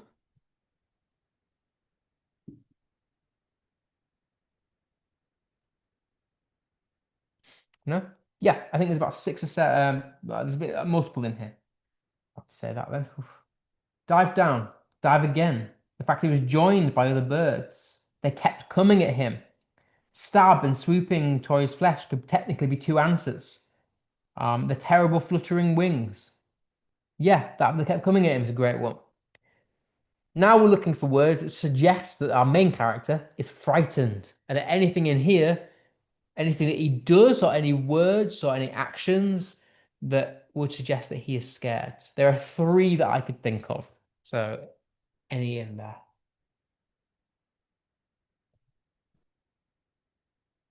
So it's covering his head. Yeah, that is definitely one of them.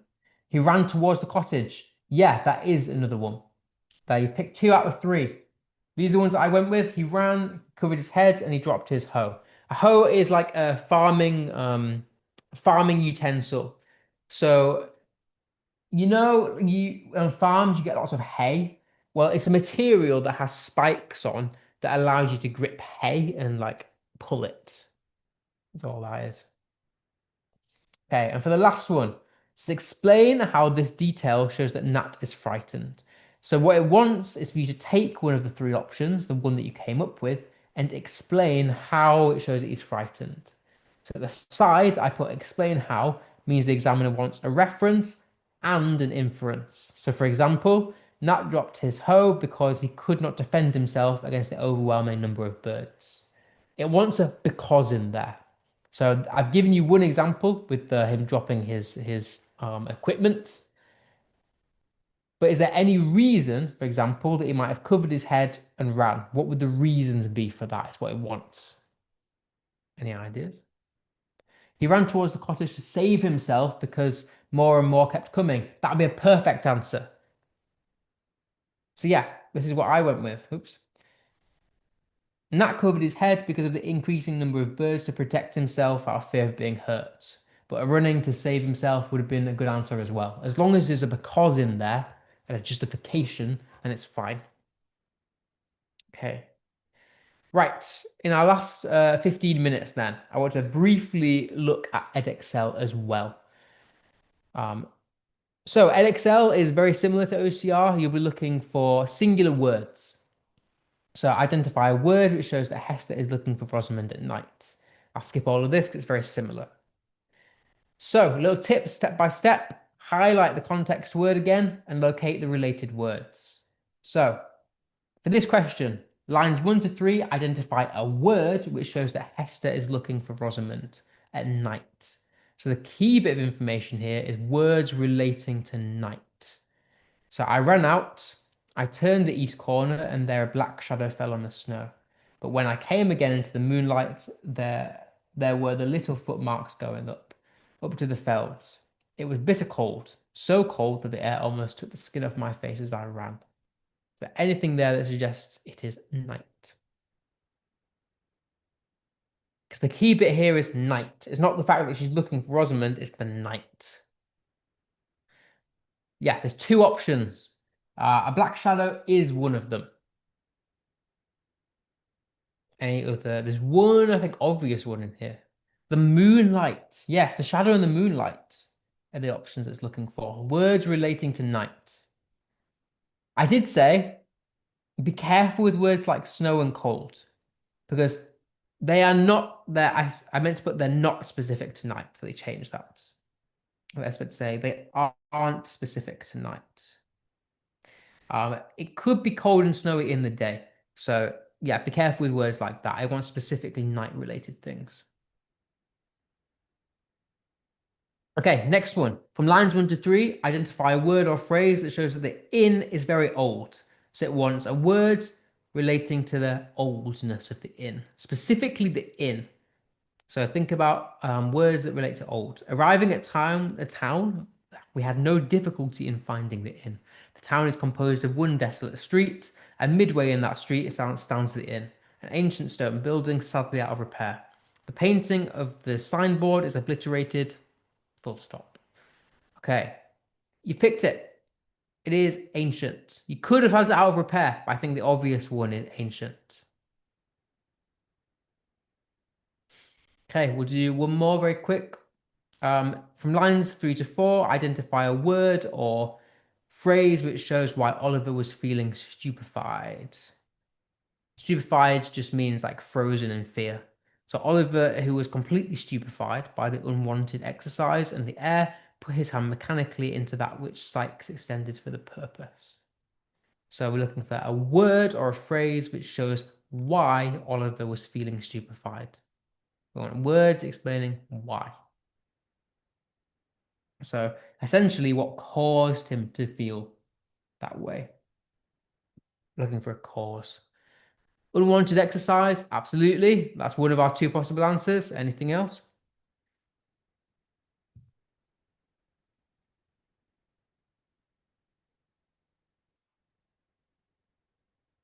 I'll give you the ones that I found. Unwanted exercise and the air could be a possible answer.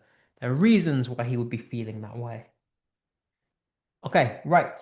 Edexcel paper 1, question 2 then. These are the last ones we'll go for. So the difference with Edexcel in question 2 is they tend to give you an extract in the question. So that you won't be expected to find the lines, you'll just be given the extract. So, for example, it will say from the extract, give 2 ways in which the writer shows that what the weather was like. So again, as with all the other questions, you should always be highlighting the keywords. And again, all we're doing is scanning through and locating words. All we're doing is all AO1 is. I don't know what I've done here. I think I've messed up on this one. I meant to do this. This can be our worked example. I've clearly got my animations wrong. So this one here was find from the extract, give 2 ways in which the writer shows what the weather was like. It does say at the bottom, you may use your own words or quotations from the text. Now, it's easier to use quotations from the text because you can just literally pick them out and write them on the lines. But if you wanted to use your own words, that's absolutely fine. So, words that I've picked out here. I won't read the whole thing because I've already given you the answers, but things like bitter, cold, so cold, all relating to the weather. The air almost took the skin off my face. Perished, as if deep cold of night. Frost begotten, stiff and cold. You're looking for words to describe the weather. You can use direct quotes on your own, and there will always be 4 or plus options. Now, I was going to mention this. I think it made more sense if we'd have gone through the question, but I'll mention it anyway. There are scenarios in which you could use your own words if you wanted. So in this text, the writer comes across a woman who is in the cold looking basically like she's close to death. So you could have picked out that the woman had been close to death. Now, that's obviously not directly quotative or quotation wise about the weather. But if you wanted to use your own words, you could infer that it tells you something about the weather. So the fact that she'd been found almost dead, you could say because of the cold. As long as you relate it to the weather, it would be an acceptable answer. Um, he found the woman stiff and cold in a terrible sleep. So he could have said her sleep is said to have been caused by the intense cold. And the fact that it says frost begotten, you could have reworded to frozen or freezing. Just examples of using your own words. Okay, right. This one I haven't messed up. So let's do this one. Give two things that show how deserted the place is. So the focus is on how deserted the place is. And you may use your own words or quotations. So as I read through this, start to pick out words that show desertion. So arriving at the town, we had no difficulty in finding the inn. The town is composed of one desolate street, and midway in that street stands the inn, an ancient stone building sadly out of repair. The painting on the signboard is obliterated. The shutters over the long range of front windows are all closed.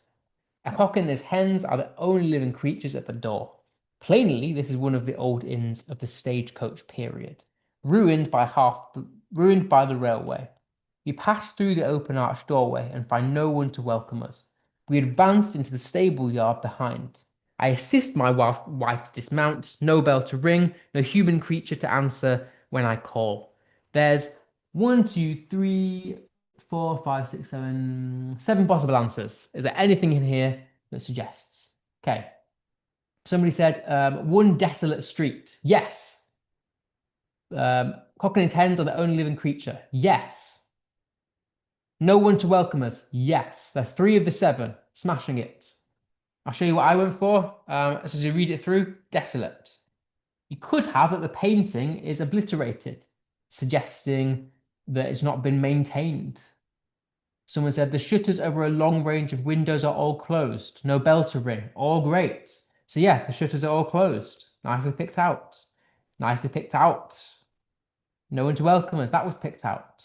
You could have said that he had to assist his wife to dismount. There's no one there to help. No bell to ring would have been a good answer. I just completely forgot to highlight it. But that would have been a good answer.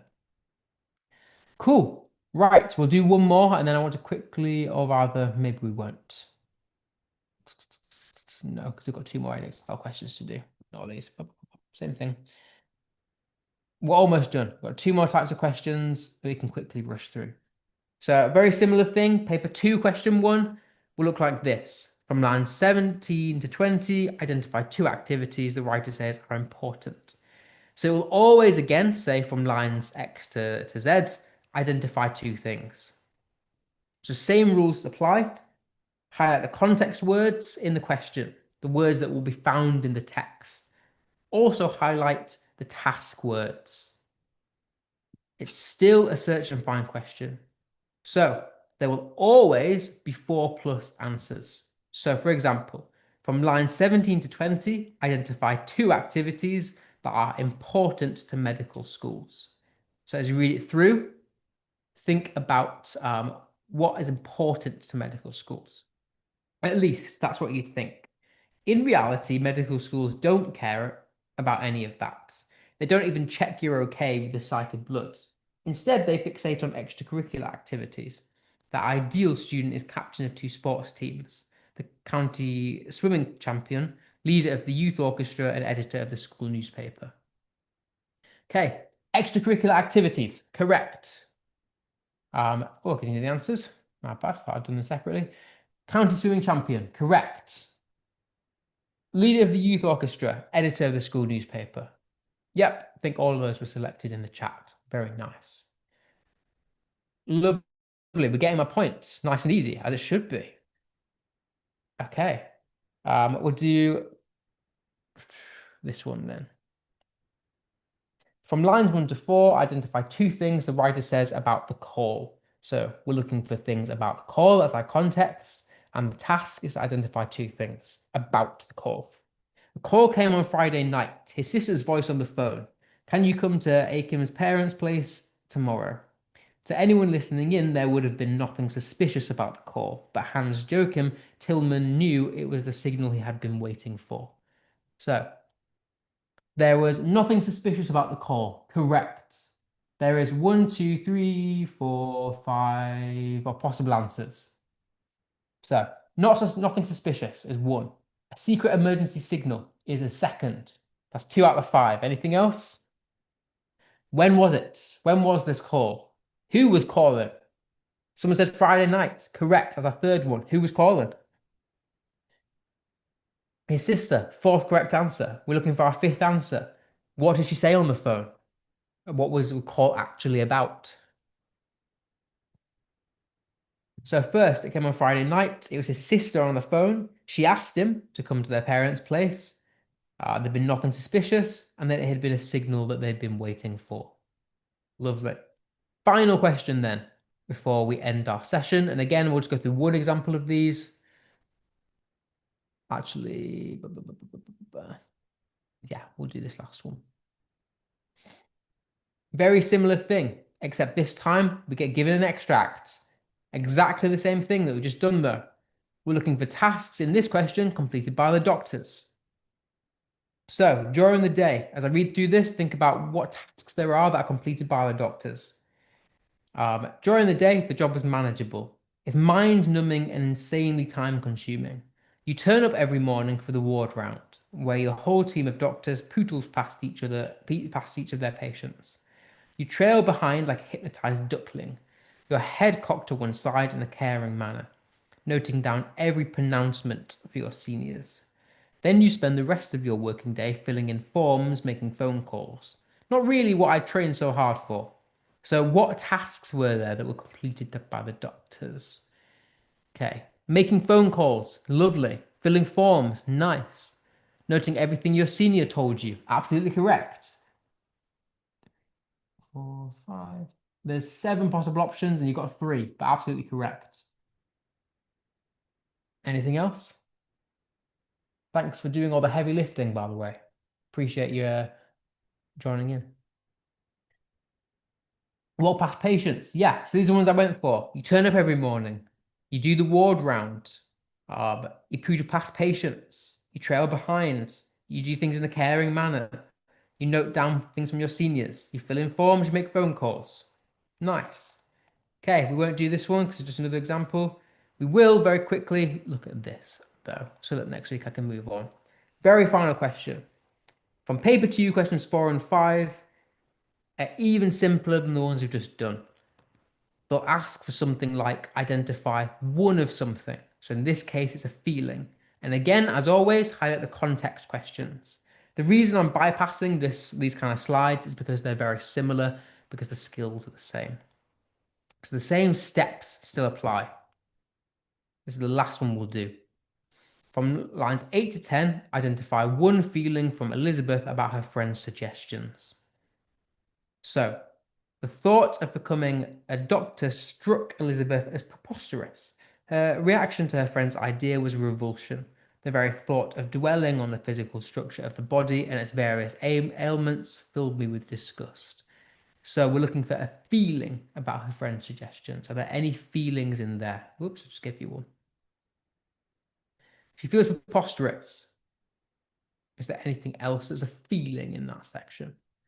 Revulsion. Yeah, she feels revulsion. There's one more in there as well, I would argue. Is there any other feeling that she feels? Disgust is correct. And then for our last question, from lines 19 to 22, identify one reason Elizabeth is told she cannot become a doctor. Okay, what would you say to my becoming a doctor? Impractical. You won't get into medical school. If you do, you won't have the money to pay for it, not to mention the time it takes years to study. Then afterwards, how will you get patients? People would never consult a woman doctor. Forget it. It can't be done. There are too many obstacles. So there are 1, 2, 3, 4, 5, 6, 7 again possible answers. Let's see. No money for it. Correct. No time for it. Correct. No one consults a woman doctor. Correct. That's 3 out of the 7. Any more? Years of study. Yeah. So let's go through it. Impractical was the first one. Maybe, yeah. You won't get into medical school if you don't have the money, the time. How will you get patients? The difficulty in getting patients. People never consult a woman doctor. And there are too many obstacles are the ones I would have gone for. Someone said, no patience. Yeah, absolutely right. Okay, that's all I have for you today. I hope this was helpful. I know there's a lot of just doing questions that are very much the same, but that's the point, is that across all exam boards, the skill is exactly the same. And hopefully by the time you actually get to this in exams, you will smash the 10% because it is the easiest section. Um, we're going to look next week at finishing AO1 because there are different types of AO1 questions that are a bit more complicated than just picking out quotes. But yes.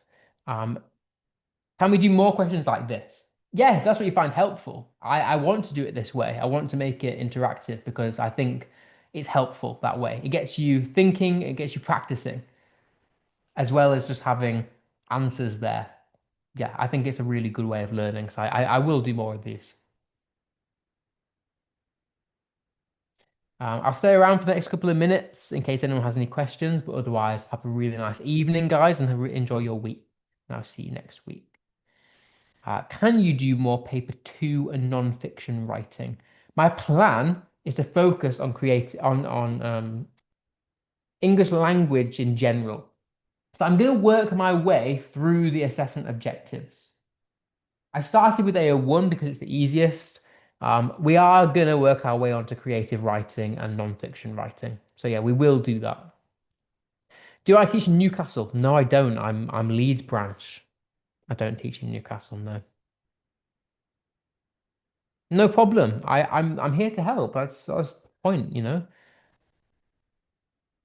I'm glad that you find it helpful. Even if just one person finds it helpful, I've done my job good. I've done my job well. So I'm glad.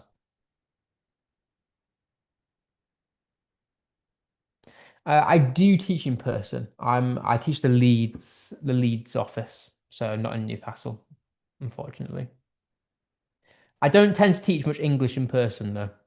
I teach more science. I'm a science guy. I'm also the resident English guy, but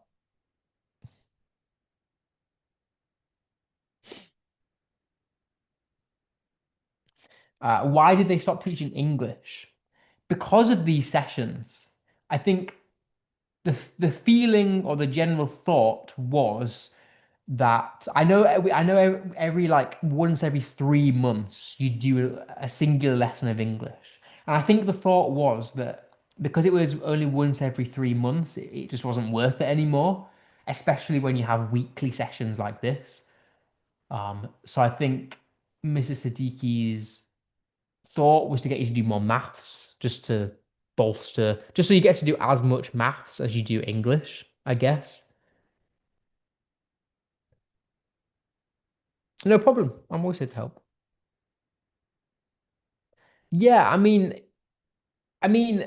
get that because I also voiced that at the time. I do think English is very important, but I get why they got rid of the English lessons because it was really only once every 3 months.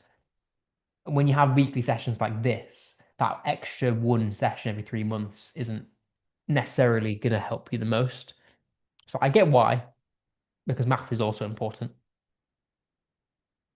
But that's why it's also important that if you are struggling with anything specific, mention them to me because I'm always looking for ideas. I mean, these sessions are here to help. I'm here to help you with anything you need.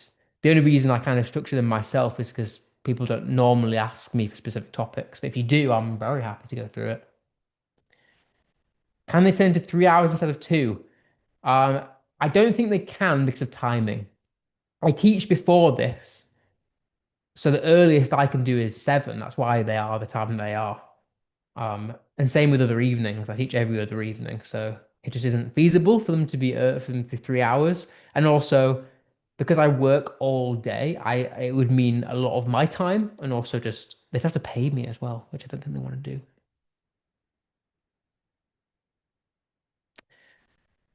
Okay. Right. Any actual English questions or are we all good to go? Okay. Right. Thank you for coming, guys. I appreciate you coming. I really do. And I'm really glad that I'm helping because it's good to know that I'm actually doing some good. And as I said, if you have any specific topics you ever want to cover, bring them to the sessions. I'm more than happy to go through them. But yeah, otherwise, have a really good week, guys, and I'll see you next week.